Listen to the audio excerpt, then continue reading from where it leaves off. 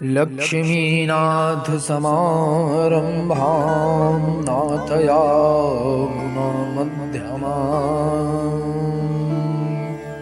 अस्मदाचार्यपर्यन्तां वन्दे श्रीगुरुपरम्परां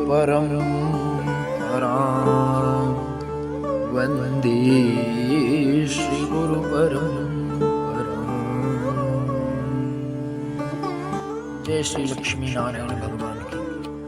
तो आज के पंचम अध्याय के अंतर्गत हम सभी समझेंगे कि विवाह के संस्कार के उपक्रम क्या हैं और स्त्रियों के शुभ और अशुभ लक्षणों का वर्णन और उनके आचरण की श्रेष्ठता किस प्रकार से सिद्ध होती है, इसके विषय में समझेंगे।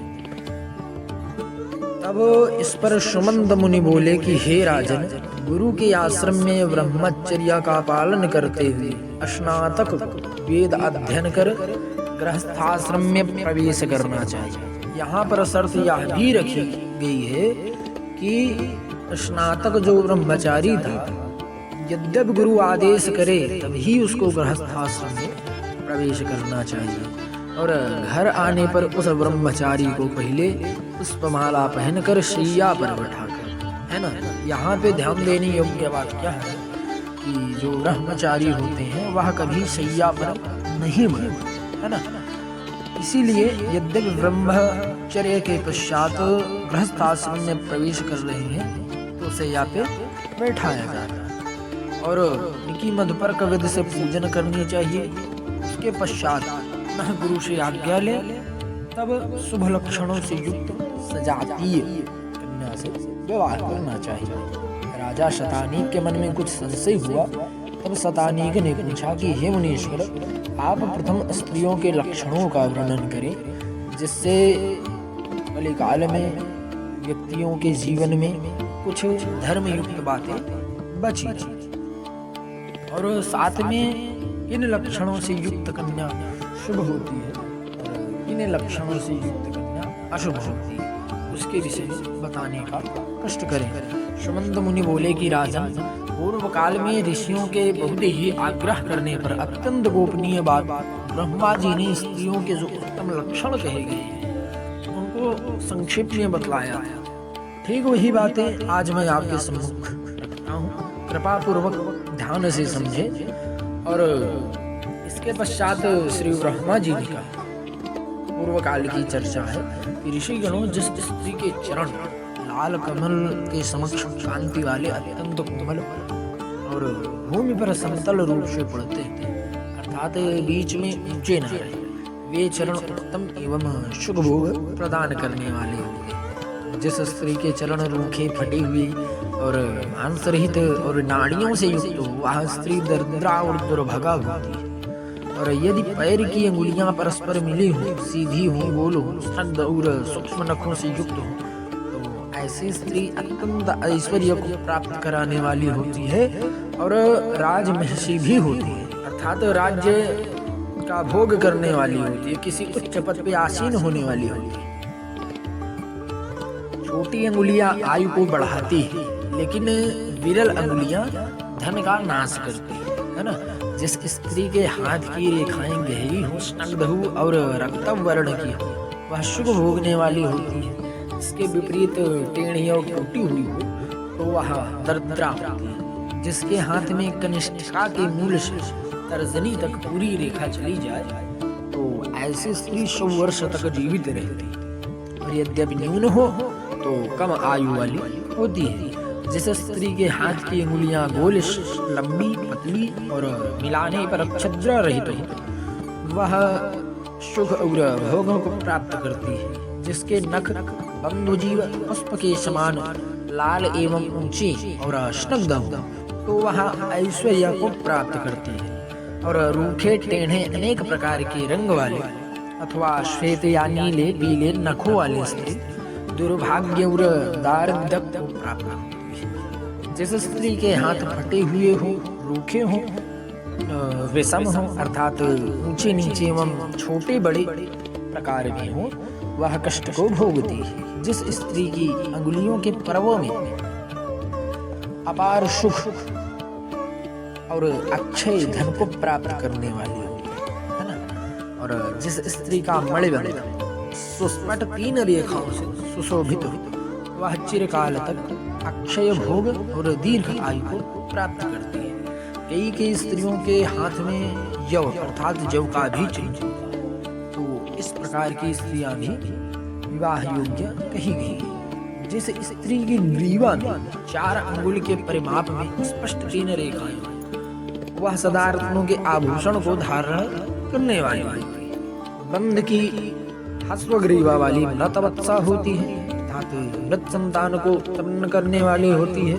और स्थूल ग्रीवा वाली दुख और संताप को प्राप्त करती है। जिसके दोनों कंधे और क्रकाटिका का तात्पर्य गर्दन का उठा हुआ जो पिछला भाग, जिस स्त्री के दोनों कंधे और क्रकाटिका ऊंचे न, वह स्त्री दीर्घ आयु वाली और उसका पद भी चिरकाल तक जीवित रहता। जिस स्त्री की नासिका न बहुत मोटी हो, न पतली हो, न टेढ़ी हो, तो न लंबी हो और न ऊंची हो, वह श्रेष्ठ मानी जाती है। जिस स्त्री की भौहें ऊंची, कोमल, सूक्ष्म तथा आपस में मिली हुई हो, वह सुख का भोग नहीं करेगी। और जिनकी भौहें ऊंची, कोमल, सूक्ष्म और आपस में न मिली हो, ऐसी स्त्रियां सुख का भोग करती हैं। धनुष के समान भौहें सौभाग्य प्रदान करने वाली होती है। और जिस स्त्री के इस अत्यंत लंबे स्वरूप में, वह भी राजमहिषी अर्थात किसी राज्य या किसी उच्च पद पे आसीन होती है। हंस, कोयल, वीणा, भ्रमर, मयूर और वेणु अर्थात वंशी के समान जिसकी स्वर हो, वह स्त्रियां अपार सुख और संपत्ति को प्राप्त करती हैं। दास दासियों से युक्त होती हैं। और इसके ठीक विपरीत, यद्यपि आवाज कांसे के स्वर के समान और टूटे बर्तन के समान हो, तो वह रोग, व्याधि, भय, शोक और दरिद्रता को प्राप्त करती है।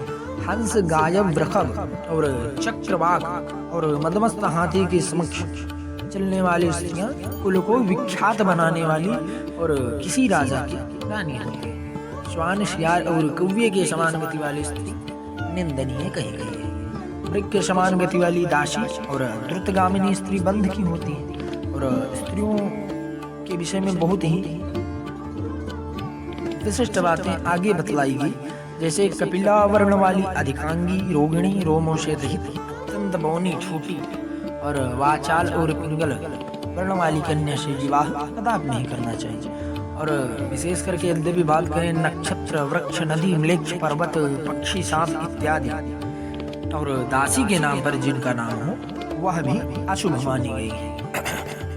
और ठीक इसी प्रकार से जिनके सब अंग ठीक हो, सुंदर नाम हो, हंस का ती हो और सूक्ष्म रोम के दांतों वाली और कोमलांगी, ऐसी कन्या से विवाह करना शास्त्रों में उत्तम माना जाता है। और गौ तथा धन धान्य आदि से अत्य समृद्ध होती है ना। और 10 कुलों में विवाह का संबंध स्थापित नहीं करना चाहिए। अब इसका तात्पर्य क्या हुआ, जैसे 10 कुल की जो यहाँ पे चर्चा की गई है, आपकी माता, आपकी आजी, पराजी, इस प्रकार से जो माँ की वंशावली आपकी चल रही है, इन 10 कुलों में कभी भी विवाह नहीं करना चाहिए। अत्यंत व्यक्ति शुभता को प्राप्त करता है। जो संस्कारों से रहित हों, जिनमें पुरुष संतति ना हो, यानी जिसके यहाँ केवल कन्या ही कन्या हो, उनके यहाँ भी विवाह नहीं करना चाहिए। और जो वेद के पठन पाठन और रामचरितमानस, कथा, पूजा इत्यादि से रहित हैं, उनके यहाँ भूलकर प्रवेश करना तो वर्जित है ही। विवाह की तो बहुत बड़ी दूर की बात है ना।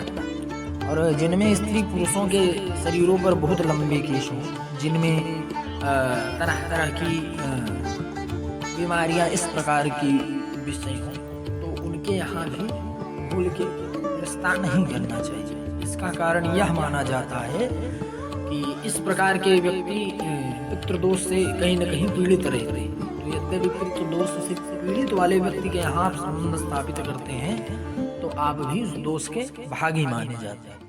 ब्रह्मा जी ने मुनियों से पुनः कहा कि ये सब उत्तम लक्षण और अलक्षण और विशेष करके आज के युग में सद आचरण अर्थात जिसका आचरण ही अच्छा हो तो उसमें इन प्रकार की बातों को नहीं देखा जाता, लेकिन सद आचरण और ये सभी लक्षण को देख करके जब आपको सही उत्तर प्राप्त हो तब आप किसी नवीन रास्ते की ओर अग्रसर है ना।